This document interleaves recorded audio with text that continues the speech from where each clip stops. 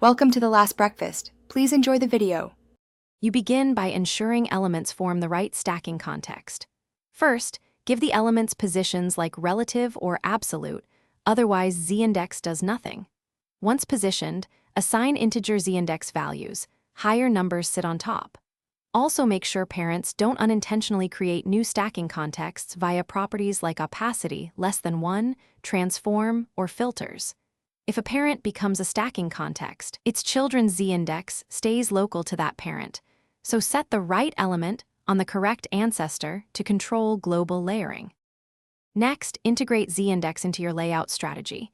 You should adopt a consistent scale, 10 to 100 increments, rather than arbitrarily large numbers. This prevents conflicts.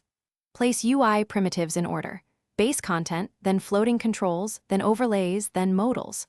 Once done, use browser dev tools to inspect computed z-index and identify unexpected stacking contexts. If elements still mislayer, verify position and ancestor properties.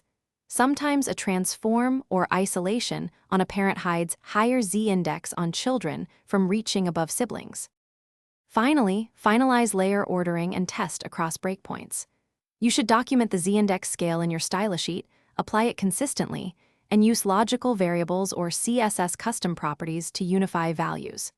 Make sure to test interactive states and focus order, because z-index affects hit testing.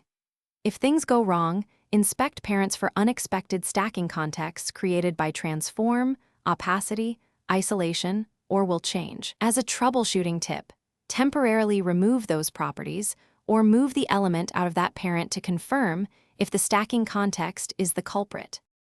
Thanks for watching. If this was helpful, leave a like and consider subscribing. See you next time.